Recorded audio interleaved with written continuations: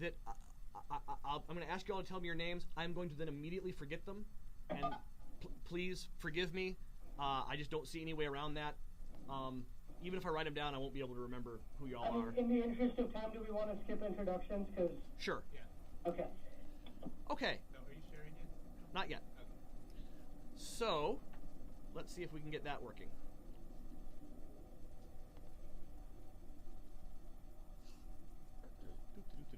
Shreyas, would you tell me what you see on your screen? I see Silver Stripe. Fantastic. All right. I see BB Edit and then a Silver Stripe, yeah. You should just see a Silver Stripe, the Silver Stripe window.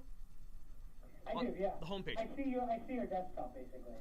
Oh, do you see just the home page, or just the Silver Stripe desktop, or do you also? I see Firefox. Let me ask you this: do you see my notes file? Your notes file, I do not. Perfect. Okay, here we go. So, how many of you have already gotten in and have started editing content? That's everybody, right? Anyone not raise their hand? Okay. Yeah, just move a little bit away from your microphone, Shreyas. Or mute. I'm muted, sorry. Margie! I saw her go by. For those of you that haven't logged in yet, I'm going to skip that part, unfortunately, for time. We'll have more NERSC training sessions for people here. Okay. So, in the content management system, everything is ultimately based on this base page type called, of all things, page. And most of the pages that you'll work with are just pages. Pages are very simple. We're going to start there because, 90% of the functionality that you're going to do is based in a page. So let me go find a page, having said that.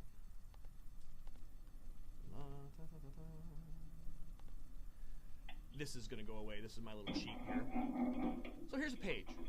Oops, nope. So here's a page. Hi, Margie. Hey there. Okay, so when you're working with a page, how many of you have successfully added a page into the system? Who has never added a page into the system? All right, adding a page in the system is very easy.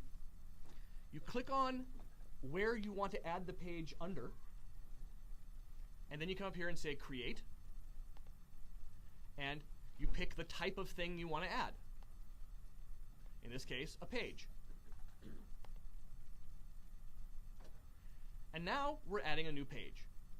And it's this one. And right now it's called new page. Notice that it's yellow. Yellow means that it exists on the staging site, but it's never been pushed live. So, the first thing we have to do is we have to give it a name.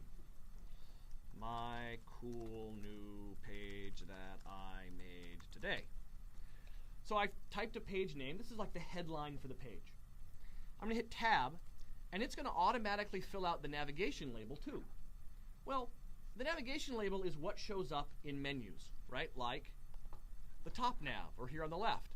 Often you want that to be shorter than the title for the page. So I might just call the navigation label my cool page or call page. In addition to those two titles, there are more. There's also under metadata this, which is the page title in the HTML, the title tag. Google cares about this. It's also what, Google cares about this. So this is what Google will show when someone searches for this page. Typically, it ought to be the same as the page name. And finally, there is this URL. And you can see it automatically puts in the segments before this page. And if I leave it blank, it's going to build a URL that looks just like my title. For most of the time, that's fine. But sometimes, like maybe on the About NERSC page, you just want to call it About, you might want to rewrite it. Our naming convention for these is all lowercase, and if you have spaces, use hyphens. In fact, if you don't use hyphens, it will put them in for you if you just put a space in. So far so good? All right. There's some other metadata as well. It's not super important. Let's see here. Oh, I do it this way.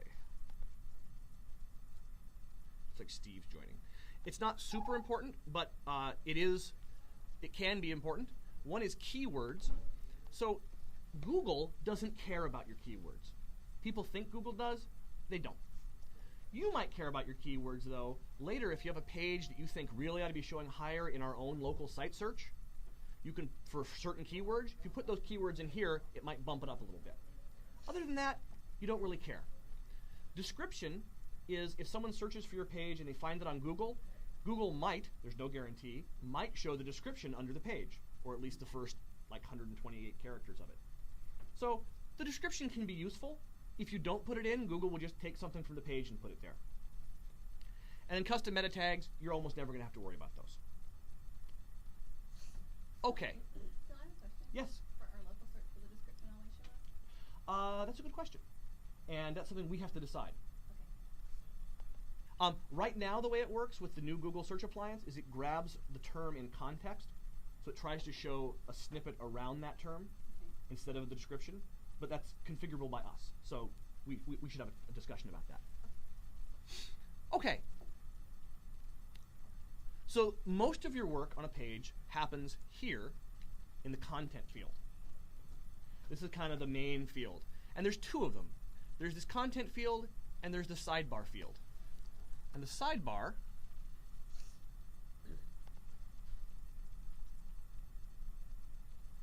you guys know about this down here? If I'm on a page and I click Publish Site, it pulls up that page on the site. And if I click CMS, it brings me back, or at least lets me go back. So the sidebar goes over there in the sidebar, and the content field goes down here. If you don't have anything in the sidebar, Wait, did you publish that? How did you even go to draft site? because I published it. Oh, good. It's my local version. This is just on my laptop. I'm not touching your site. No, I understand. Yeah. I You didn't don't see you have to. publish. You don't have to go to draft first. Yeah, you can save and publish and skip the whole draft process. Hey, good to see you. So when's the So maybe it would be good to explain. Save will send it to the draft site, and save and publish will That's right. get it back. So But can I make a clarification? Once the site is live, though, always stage. Always save first and look at the page before you publish it. Yeah. Yeah.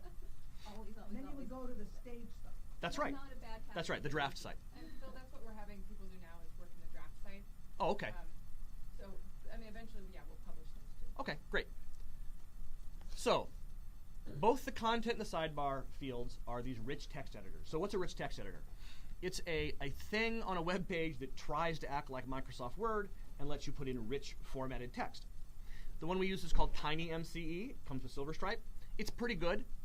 No rich text editors are good, though. They're all terrible. This is the best of the bad rich text editors.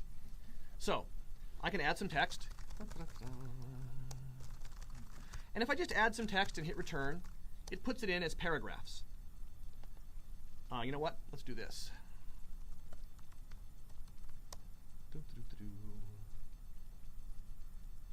This is my favorite site in the whole world. Where's the button? Where's the button? There it is. Oh yeah, that's what I'm talking about.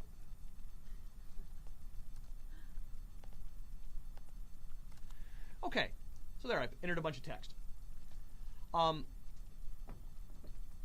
Most of the text on your site is paragraph text, right? That's just like text.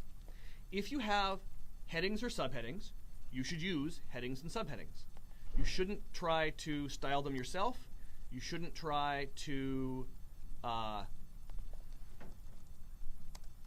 do any kind of fancy dashes or anything.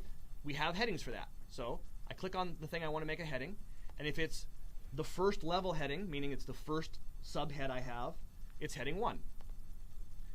The next heading is also heading 1, unless it's a subheading of this concept, right? So it's like an outline. If everything, or if your article or whatever just has a couple subheads, they're all heading 1. But if you have a subhead and then something that's a sub